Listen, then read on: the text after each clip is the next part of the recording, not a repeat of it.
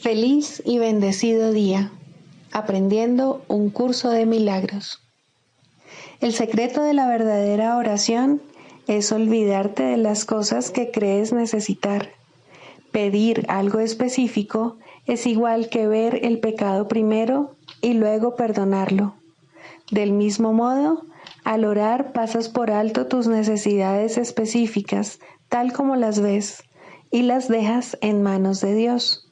Ahí se convierten en los regalos que le haces, pues le dicen que no antepondrás otros dioses a Él, ni que quieres otro amor que el suyo. Este libro es un comienzo, no un final.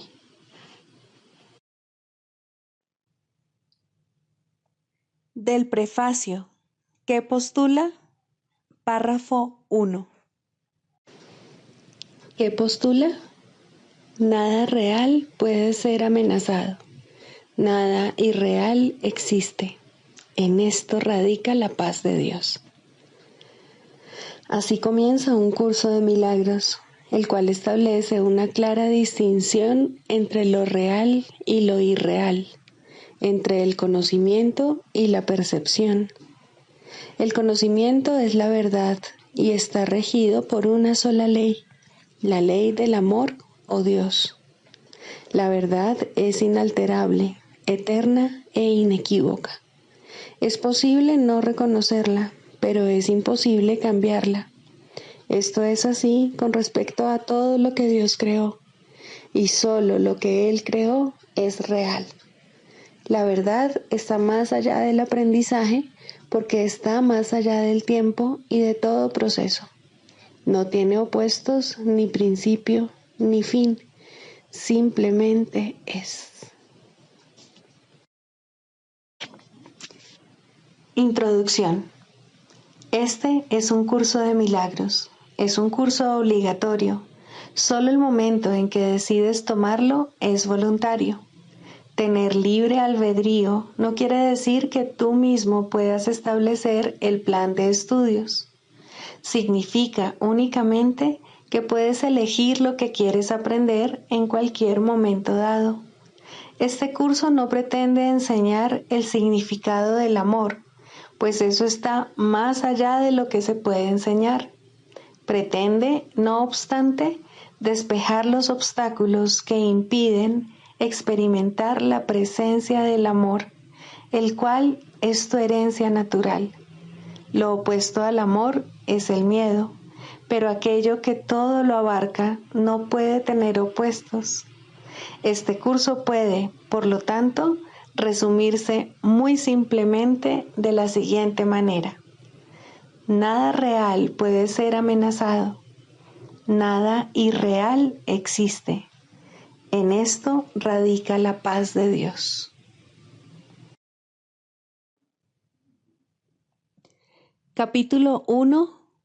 El significado de los milagros. Primero, principios de los milagros.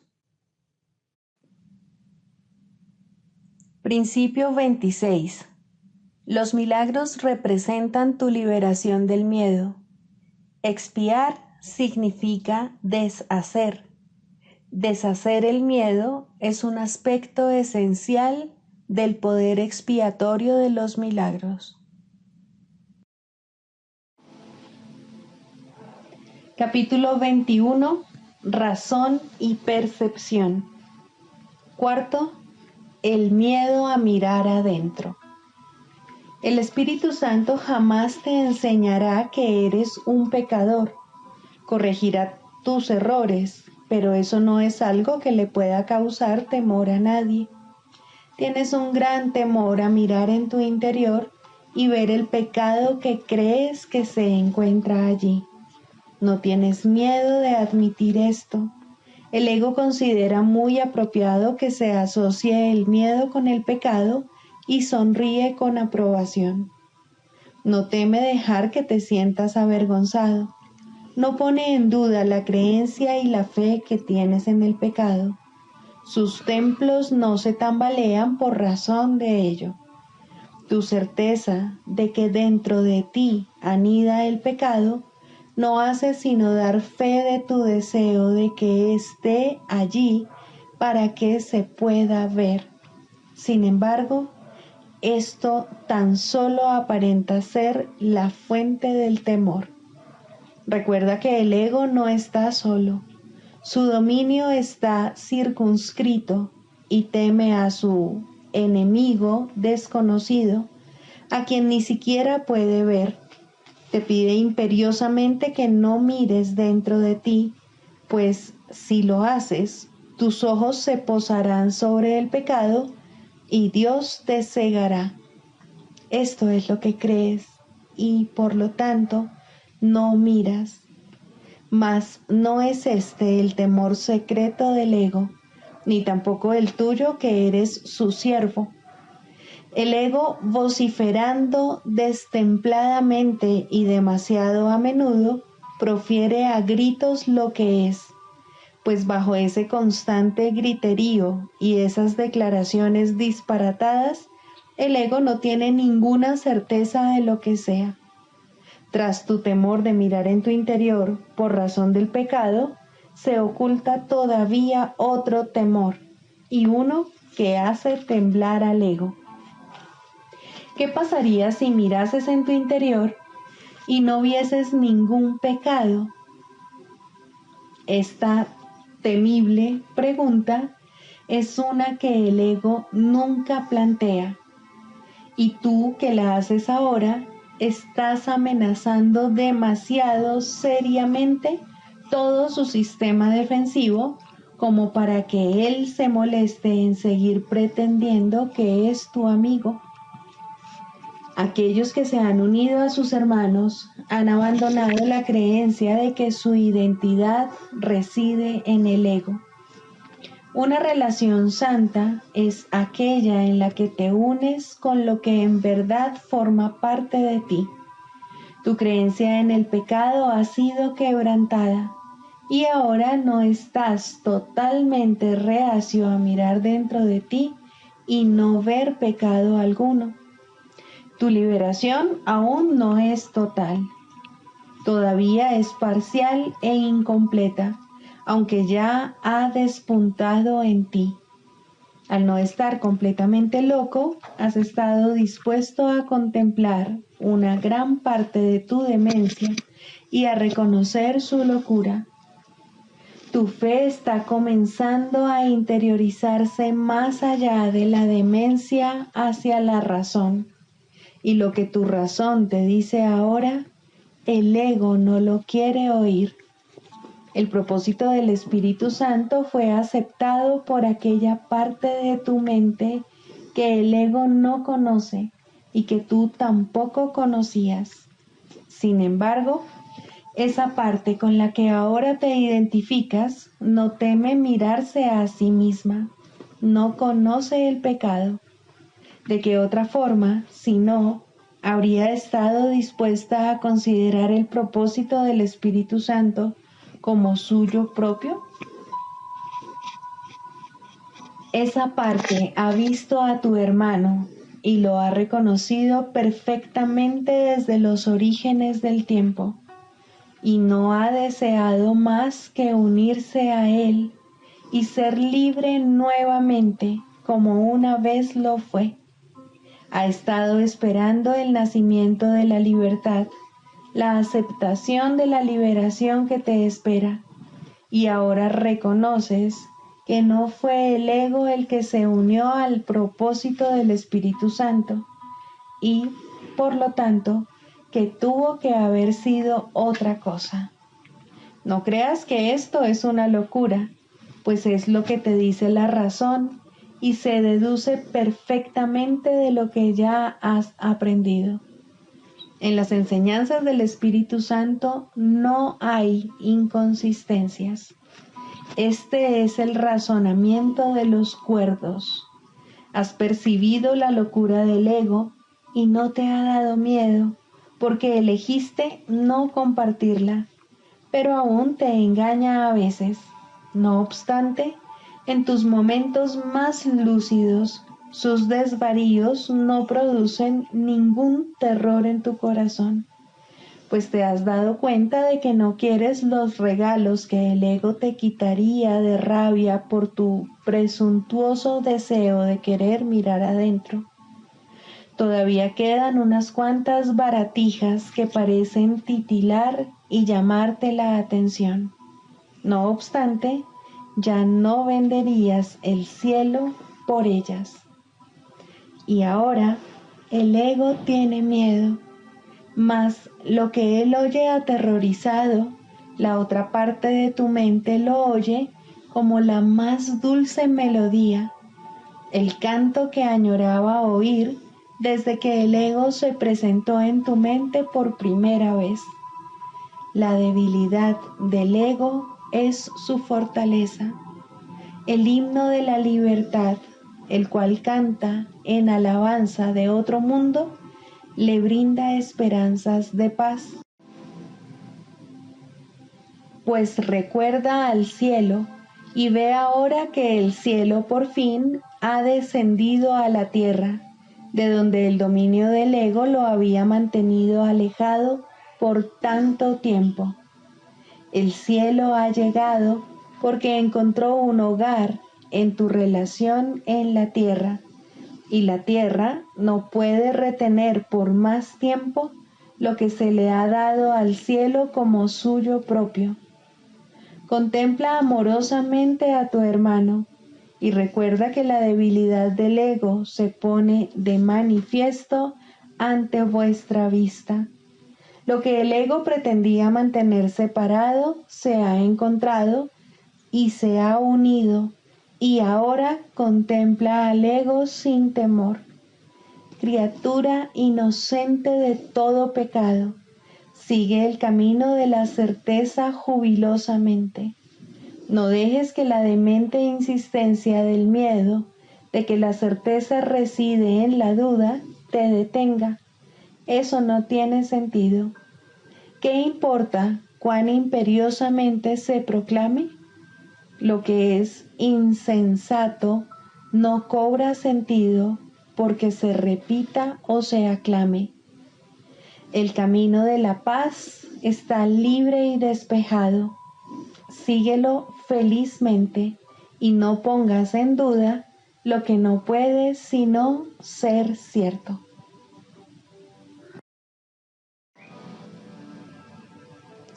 Libro de ejercicios, lección 144.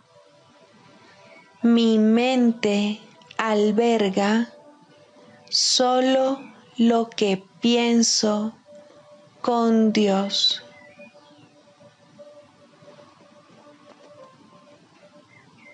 No hay otro amor que el de Dios.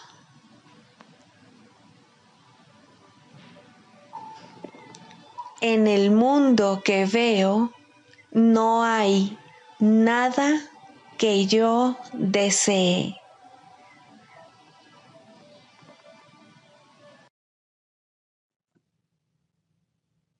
Del Manual para el Maestro, pregunta 4. ¿Cuáles son las características de los maestros de Dios? 4. Mansedumbre. Para los maestros de Dios, el daño es algo imposible. No pueden infligirlo ni sufrirlo. El daño es el resultado de juzgar. Es el acto deshonesto que sigue a un pensamiento deshonesto. Es un veredicto de culpabilidad contra un hermano y por ende contra uno mismo. Representa el fin de la paz y la negación del aprendizaje. Demuestra la ausencia del plan de aprendizaje de Dios y el hecho de haber sido sustituido por la demencia. Todo maestro de Dios tiene que aprender, y bastante pronto en su proceso de formación, que hacer daño borra completamente su función de su conciencia. Hacer daño le confundirá y le hará abrigar sospechas y sentir ira y temor. Hará que le resulte imposible aprender las lecciones del Espíritu Santo. Tampoco podrá oír al Maestro de Dios, quien solo puede ser oído por aquellos que se dan cuenta de que hacer daño, de hecho, no lleva a ninguna parte y de que nada provechoso puede proceder de ello. Los maestros de Dios, por lo tanto, son completamente mansos. Necesitan la fuerza de la mansedumbre, pues gracias a ella, la función de la salvación se vuelve fácil. Para los que hacen daño, llevar a cabo dicha función es imposible. Pero para quienes el daño no tiene significado, la función de la salvación es sencillamente algo natural. ¿Qué otra elección sino esta tiene sentido para el que está en su sano juicio? ¿Quién, de percibir un camino que conduce al cielo, elegiría el infierno? ¿Y quién elegiría la debilidad que irremediablemente resulta de hacer daño cuando puede elegir la fuerza infalible, todo abarcante e ilimitada de la mansedumbre? El poder de los maestros de Dios radica en su mansedumbre, pues han entendido que los pensamientos de maldad no emanan del Hijo de Dios ni de su Creador. Por lo tanto, unen sus pensamientos a aquel que es su fuente, y así su voluntad, que siempre fue la de Dios, queda libre para ser como es.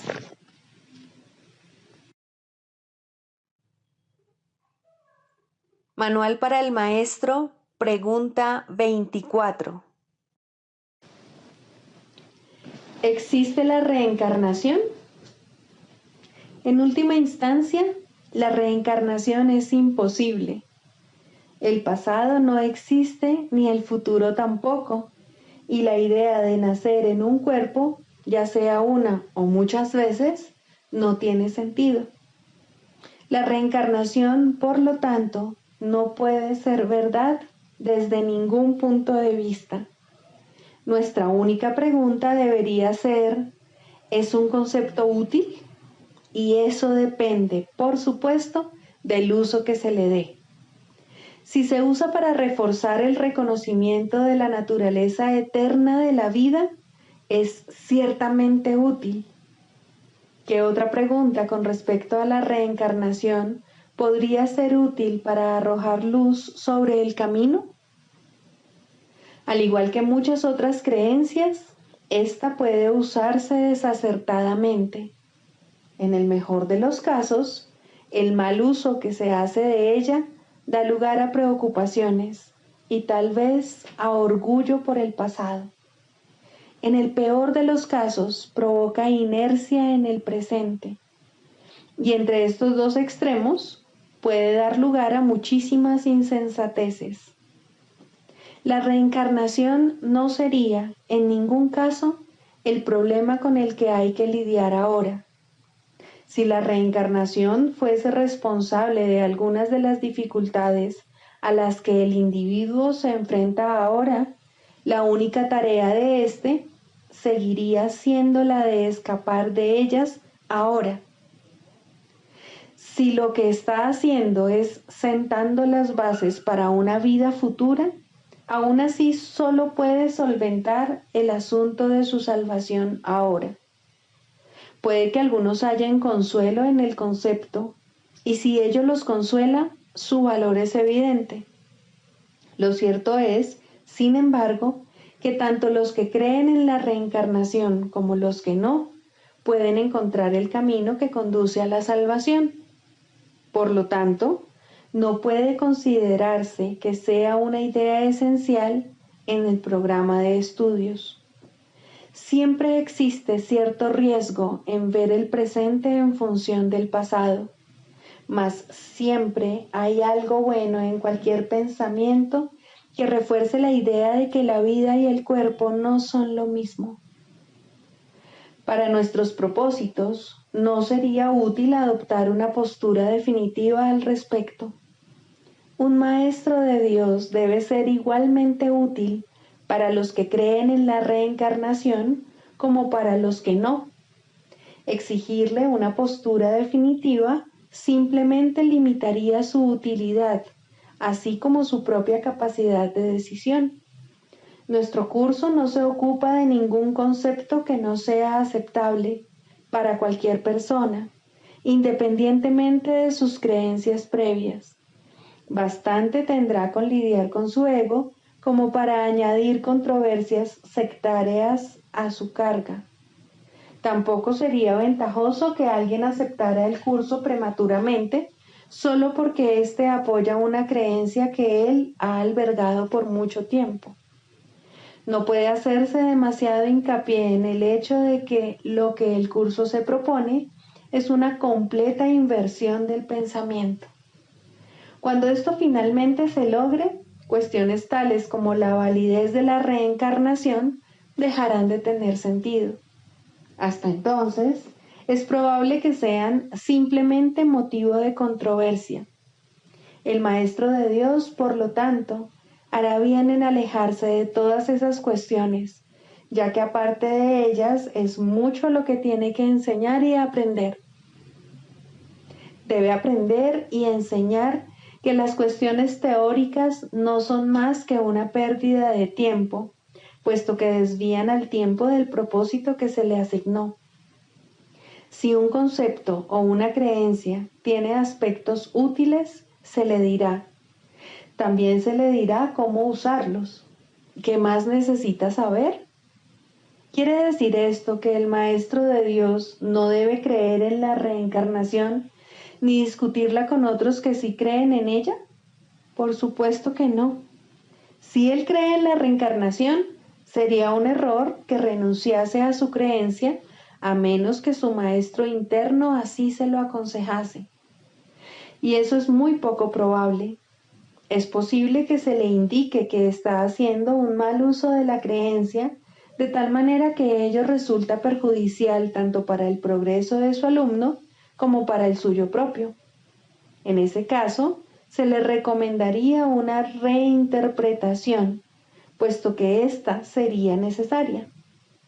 Lo único que se tiene que reconocer, no obstante, es que el nacimiento no fue el principio y que la muerte no es el final, mas ni siquiera esto se requiere del principiante. Él solo necesita aceptar la idea de que lo que sabe no es necesariamente todo lo que es posible aprender. Su jornada habrá comenzado.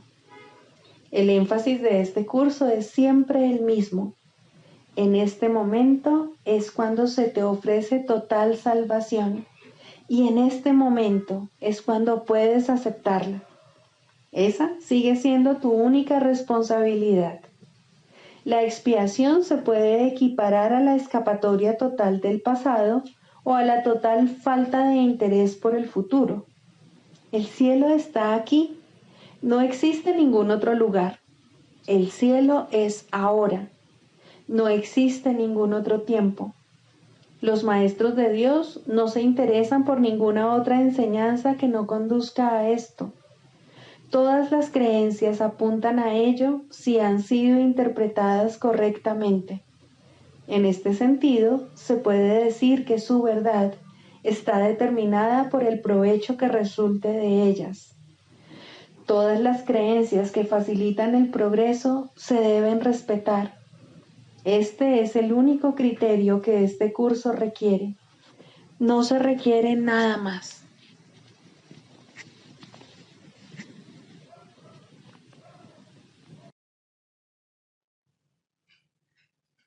Clarificación de términos. El perdón, la faz de Cristo. El perdón es el medio que nos lleva a Dios y que nos permite alcanzarle, mas es algo ajeno a Él. Es imposible concebir que algo creado por Él pueda necesitar perdón. El perdón, entonces, es una ilusión, pero debido a su propósito, que es el del Espíritu Santo, hay algo en ella que hace que sea diferente. A diferencia de las demás ilusiones, nos aleja del error en vez de acercarnos a él. Al perdón podría considerársele una clase de ficción feliz, una manera en la que los que no saben pueden salvar la brecha entre su percepción y la verdad. No pueden pasar directamente de la percepción al conocimiento, porque no creen que esa sea su voluntad. Esto hace que Dios parezca ser un enemigo en lugar de lo que realmente es. Y es precisamente esta percepción de mente la que hace que no estén dispuestos a simplemente ascender y retornar a Él en paz. Y de este modo necesitan una ilusión de ayuda porque se encuentran desvalidos, un pensamiento de paz porque están en conflicto. Dios sabe lo que su Hijo necesita antes de que Él se lo pida. Dios no se ocupa en absoluto de la forma, pero al haber otorgado el contenido, su voluntad es que se comprenda, y eso basta. Las formas se adaptan a las necesidades, pero el contenido es inmutable, tan eterno como su creador. Antes de que el recuerdo de Dios pueda retornar, es necesario ver la faz de Cristo. La razón es obvia. Para ver la faz de Cristo se requiere percepción. El conocimiento no es algo que se pueda ver, pero la faz de Cristo es el gran símbolo del perdón, es la salvación, es el símbolo del mundo real. El que la ve deja de ver el mundo. Está tan cerca ya del umbral del cielo como es posible estar mientras aún esté afuera. Mas desde ahí, un paso más basta para entrar. Es el paso final, y ese se lo dejamos a Dios. El perdón es un símbolo también, pero en cuanto que símbolo exclusivo de la voluntad del Padre, no puede ser dividido. Y así, la unidad que refleja se convierte en su voluntad. Eso es lo único que aún está en el mundo en parte y que, al mismo tiempo, es el puente que conduce al cielo. La voluntad de Dios es lo único que existe. Lo único que podemos hacer es pasar de la nada al todo, del infierno al cielo. ¿Es esto una jornada? No, en verdad no lo es, pues la verdad no va a ninguna parte. Pero las ilusiones cambian según el lugar o la época. El paso final no es más que otro cambio. Por ser una percepción, es en parte irreal. Sin embargo, esa parte desaparecerá. Lo que entonces quedará será la paz eterna y la voluntad de Dios. Ahora ya no hay deseos, pues los deseos cambian. Incluso lo que una vez se deseó puede volverse indeseable. Esto es así porque el ego jamás puede estar en paz, pero la voluntad es constante por ser el don de Dios, y lo que Él da es siempre como Él mismo. Este es el propósito de la faz de Cristo. Es el regalo de Dios para la salvación de su Hijo. Contempla únicamente esto y habrás sido perdonado. Cuán hermoso se vuelve el mundo en ese instante en el que ves la verdad acerca de ti mismo reflejada en él. Ahora estás libre de pecado y contemplas tu impecabilidad. Ahora eres santo y así lo percibes. Y ahora la mente retorna a su Creador, la unión de Padre e Hijo, la unidad de unidades que se encuentra detrás de toda unión, aunque más allá de todas ellas. No se ve a Dios, sino que únicamente se le comprende.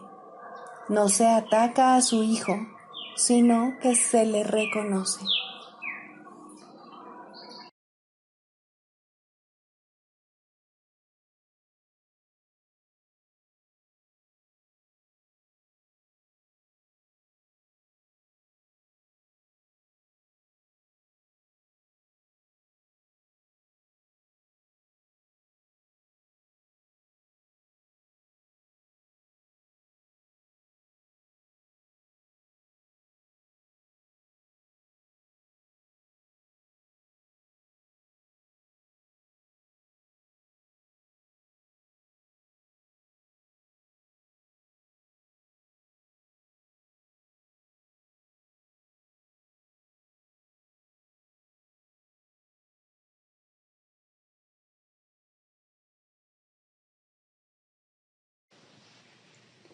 Anexo Psicoterapia.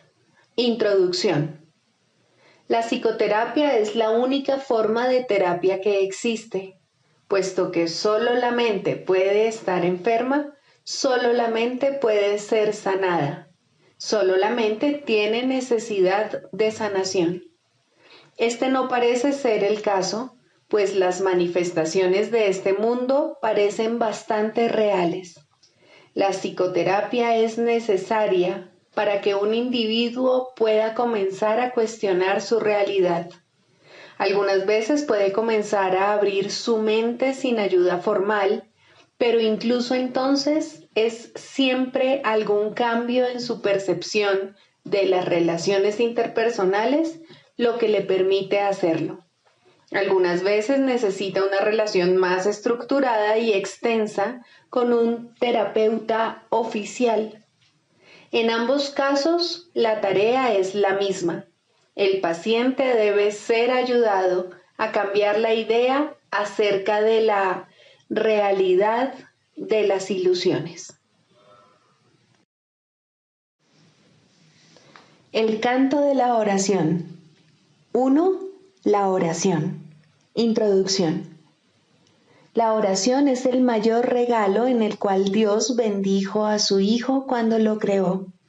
Ya era entonces aquello que habría de llegar a ser, la única voz que el Creador y la creación comparten, el canto que el Hijo entona al Padre, quien devuelve las gracias que el canto le brinda.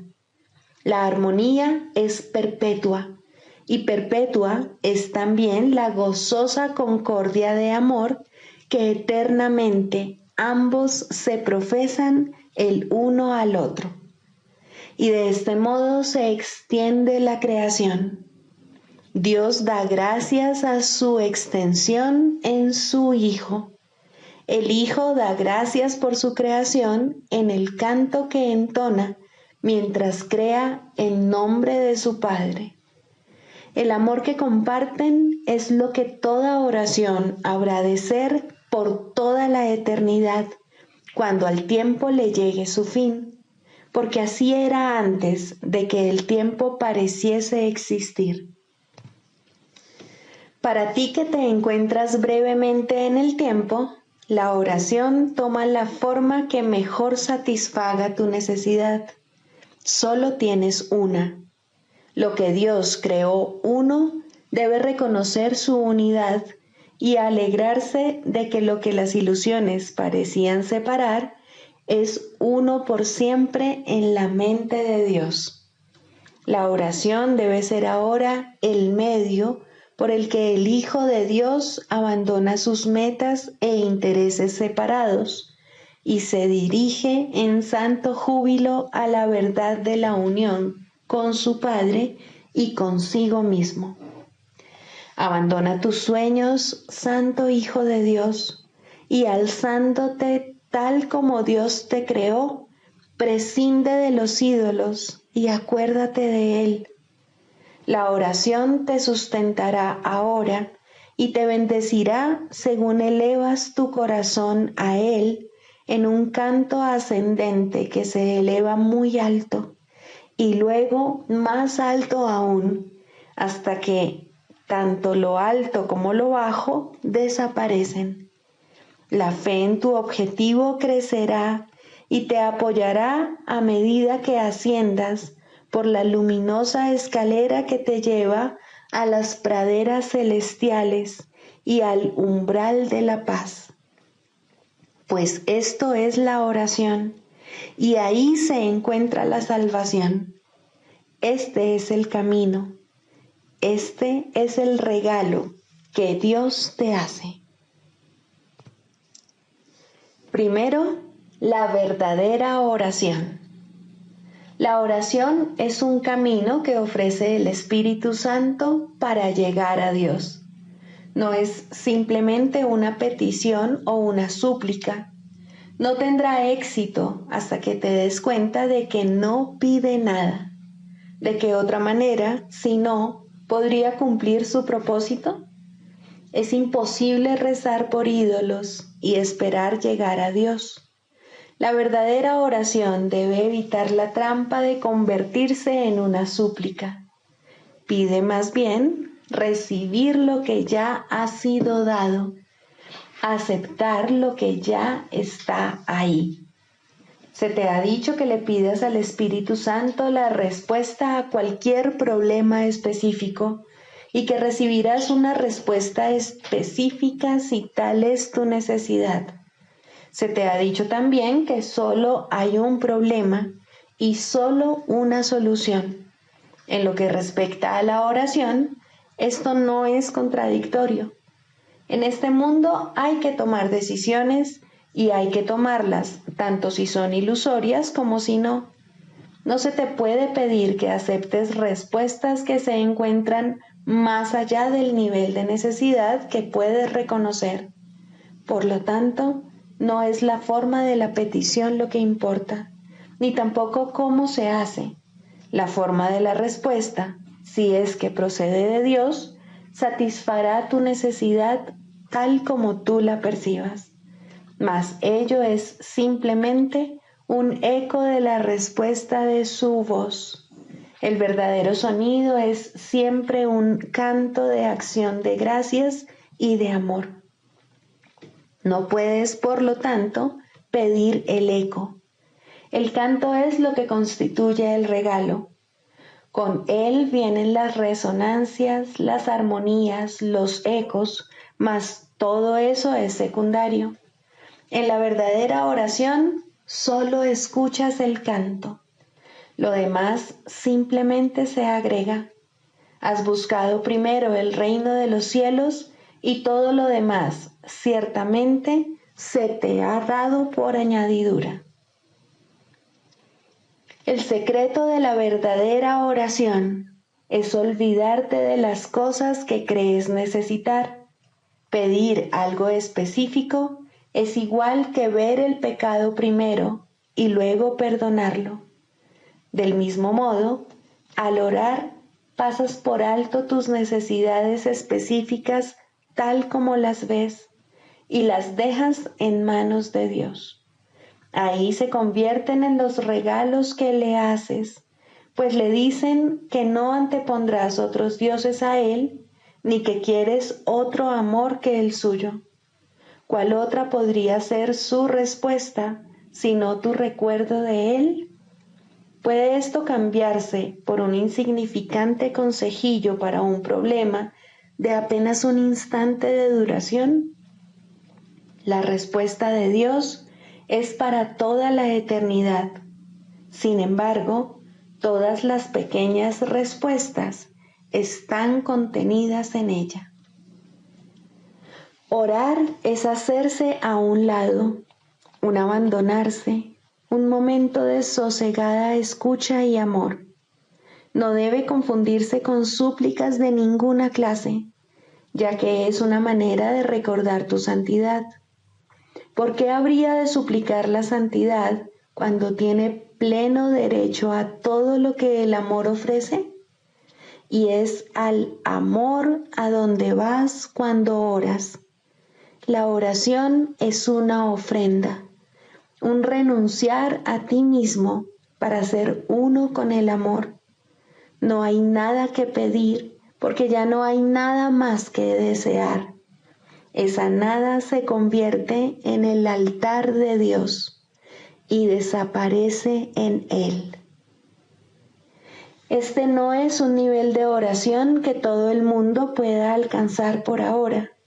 Aquellos que aún no lo han conseguido necesitan que los ayudes con tus oraciones, porque su pedir no se basa todavía en la aceptación. El que alguien ayude con sus oraciones no significa que otro medie entre tú y Dios, pero sí significa que otro está a tu lado y te ayuda a elevarte hasta Él. Quien se ha dado cuenta de la bondad de Dios, ora sin temor, y el que ora sin temor no puede sino llegar hasta Él. Por lo tanto, también Él puede llegar hasta su Hijo, donde quiera que éste se encuentre, y cualquiera que sea la forma que parezca adoptar. Orar a Cristo en cualquiera es una verdadera oración porque constituye un regalo de agradecimiento a su Padre. Pedir que Cristo no sea sino Él mismo no es una súplica, es un canto de gratitud por lo que eres. En esto radica el poder de la oración. No pide nada y lo recibe todo. Esta oración puede ser compartida porque recibe por todos. Orar con alguien que sabe que esto es verdad es haber recibido respuesta. Tal vez la forma concreta de la solución a un problema específico se le ocurra a uno de vosotros, no importa a quién de los dos sea. Tal vez os llegue a ambos si estáis en una genuina armonía el uno con el otro. Mas vendrá porque os habéis dado cuenta de que Cristo habita en los dos. Esa es su única verdad.